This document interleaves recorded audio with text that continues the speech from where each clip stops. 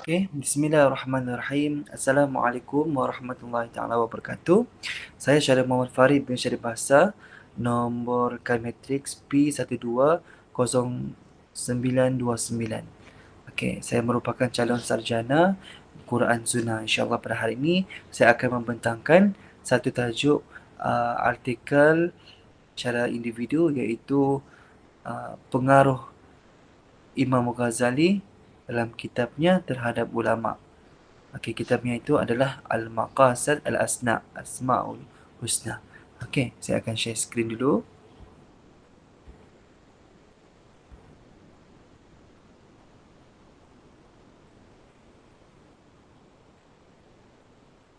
Kita lihat. Okey. Okey, pengaruh pemikiran Al-Ghazali dalam kitabnya Al-Maqsad Al-Asna terhadap ulama. Kita akan lihat. Okey, di mana pengaruh pemikiran Al-Ghazali dalam kitabnya Al-Maqsad Al-Asna terhadap ulama. Ini adalah merupakan ulama yang pertama, Ibnu Barajan, di mana telah wafat pada 536 Hijrah. Di mana Ibnu Al-Barajan ni nama penuhnya panjang, Syak Abdul As-Salam Ibnu Abdul Rahman Ibnu Muhammad Ibnu Abdul Rahman, dan Al-Lahkami Al-Maghribi Asy-Syabili.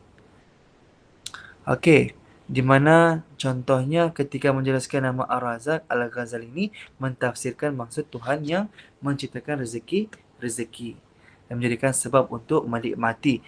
Terdapat dua jenis rezeki.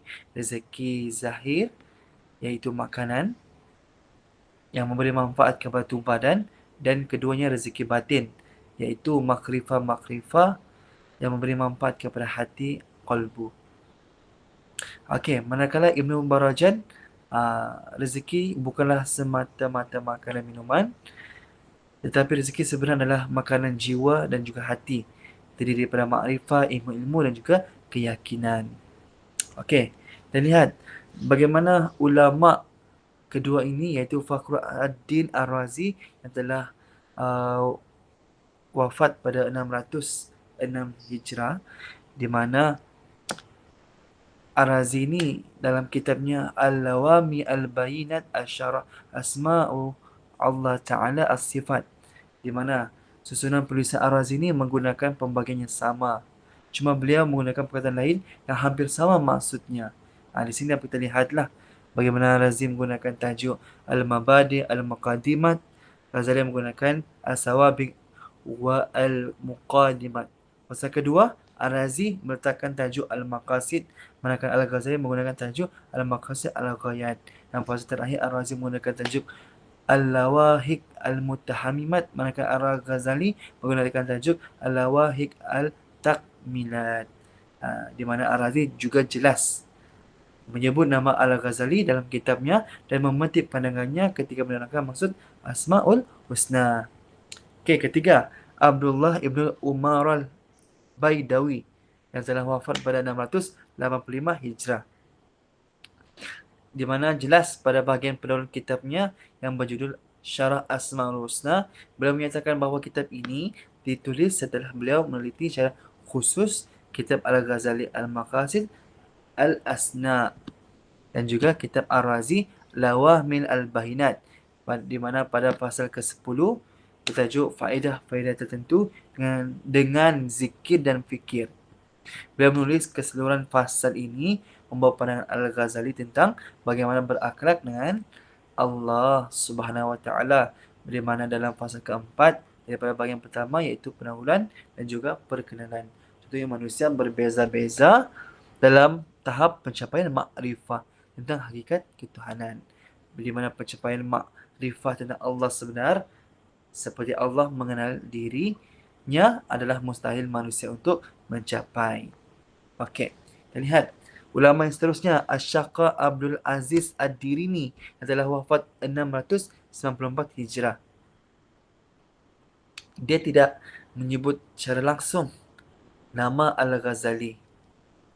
Malahan di mana menamakan kitabnya dengan nama yang hampir sama dengan kitab Al-Ghazali iaitu Al-Maqasid Al-Asna fi Syarah Asmaul Husna.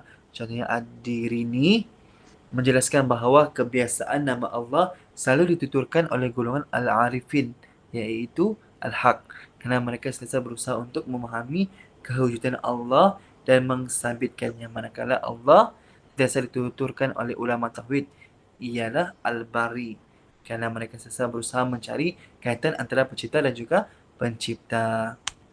Okey, kita lihat lagi ulama seterusnya, Ali Ibn Muhammad Al-Jurjani yang telah wafat pada 816 Hijrah, di mana menerangkan Asmaul Husna dan juga dalam kitab Syarah Al-Mawaqif. Beliau memetik pandangan Al-Ghazali lebih daripada sekali dan turut menyebut nama Al-Ghazali beberapa kali.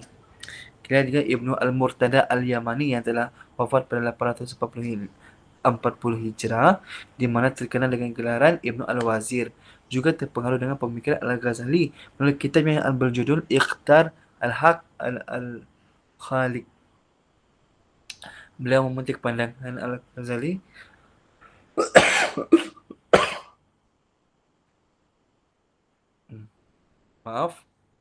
Beliau memetik pandangan Al-Ghazali dalam karya Al-Maqasid Asna berhubung dengan penisbahan nama Al-Zari kepada Allah Subhanahu wa taala, di mana nama-nama tersebut tidak disandarkan kepada Allah melainkan diletakkan qarinah di sana. Contohnya tidak boleh dinyatakan bahawa Allah Subhanahu wa taala Al-Zari, tapi boleh dinyatakan bahawa manusia menabur benih bukanlah penuainya, tetapi Allah Subhanahu wa taala yang menuainya, Al-Zari. Ini penting sebagai tanda beradab dengan Allah Subhanahu wa taala. Begitu juga dengan ulama yang seterusnya, Muhammad Ibn Yusuf Ibn Suhaib As-Sunusi Al-Hasani yang telah wafat pada tahun 895 Hijrah, mengambil pendapat Al-Ghazali tentang Asmaul Husna dalam kitab yang berjudul Syarah Asmaul Husna, di mana antara pandangan Al-Ghazali yang dipetik perbincangan berkenaan sama ada Asmaul Husna perlu ditahqiq atau sebaliknya. Okey, begitu juga dengan Muhammad Ibn Yusuf Ibn Shuhaib Al-Sunusi Tilimsani Al-Hasani yang telah wafat 895. Yang tadilah. Okey, ini juga di mana pujian terhadap Imam Ghazali, di mana pujian para peminat pencipta jasa Al-Ghazali seperti kenyataan Al-Yafi. Kalau wujud Nabi selepas Nabi Muhammad, pasti orang itu Al-Ghazali. Imam Nawawi pula pernah berkata, hampir-hampir kitab Ihya mengambil tempat Al-Quran. Kata Ash-Shubki, tidak tahu ada orang seperti Al-Ghazali yang sama sepertinya, terutama dalam segi kadar memiliki ilmu. Pasti tidak ada orang yang akan datang sepertinya. Ibn Al-Ghazali telah berjaya membetulkan kesilapan ahli-ahli falsafah dan ahli kalam. Kita lihat lagi, beliau menerangkan hikmah setiap suruhan syariat serta memberikan kepada umat konsepsi yang jelas mengenai Islam sehingga segala keraguan dapat dihilangkan. Selain itu kita tengok poin yang kedua, Al-Ghazali menghidupkan semula pahaman Islam dan meninggalkan taklid membuta, tuli, kejumutan serta menarik perhatian masyarakat kepada punca petunjuk yang betul iaitu kitab Allah dan juga sunnah Rasulullah. Al-Ghazali juga menjelaskan tentang kelemahan-kelemahan tersebut dan menyediakan satu sistem yang menyeluruh meskipun ditentang oleh mereka dengan sezaman dengannya, tapi akhirnya diterima oleh semua negara Islam. Okey, di mana usaha-usaha untuk mengislahkan dan menghidupkan semula Islam tidak terhad kepada pembaharuan masyarakat Islam semata-mata. Okey. Sungguhnya Abu Hamid Al-Ghazali ini memberi kesan yang amat mendalam kepada sejarah Islam. Kita lihat pula kritikan terhadap Imam Ghazali. Pertama, Ibn Taymiyah.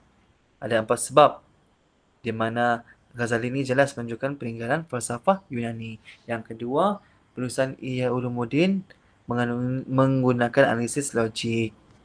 Apalagi kritikan Ibn Taymiyah, di mana kitab Ulumuddin ni banyak konsep dan ajaran ahli-ahli turuk sufiah dan pertanyaan-pertanyaan mereka mengenai pendapat kasyaf ke dalam kebenaran ilahi. Keempat, kitab Ihya Ulumuddin mengandungi banyak hadis yang diragukan kesahihannya. Begitu juga dengan Ibnu Al-Jauzi mengkritik Al-Ghazali menggunakan hadis-hadis yang tidak sahih dan lemah. Ibnu Rushd pula menolak perbahasan Al-Ghazali tentang ahli-ahli falsafah. Begitu juga dengan Ibn Tufail menyebut dalam karyanya bahawa Al-Ghazali terikat di suatu tempat tetapi bebas di tempat yang lain, di mana ia menafikan beberapa perkara tetapi kemudian mengisytiharkannya benar. Selain itu Dr. Muhammad Zaki Mubarak berpendapat Ghazali banyak mementingkan perkaitan rohani perseorangan dengan tujuan untuk mencapai falsafahnya yang dikagumi, iaitu Hak Ibni Yaqzan.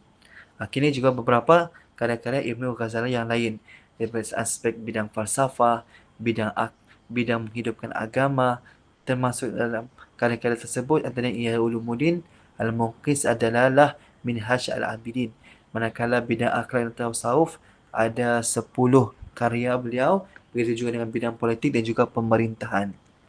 Rumusannya, kitab ini bertemakan akidah di samping tasawuf atau akhlak. Okey, Ghazali menggunakan pelbagai rujukan ketika menulis kitab Al-Maqasid Al-Asna. Antara rujukan paling penting iaitu Al-Quran dan juga hadis. Jadi keistimewaan kitab ini dapat dilihat menggunakan metod Al-Aqal untuk menyokong segala hujah Al-Naqli yang menggunakan Al-Quran dan juga Al-Hadis. Okey, ini ada beberapa rujukan-rujukan yang saya gunakan sepanjang nulis penulisan artikel ini. Itu sahaja daripada saya. Sekian wabillahi taufiq wal hidayah. Wassalamualaikum warahmatullahi taala wabarakatuh.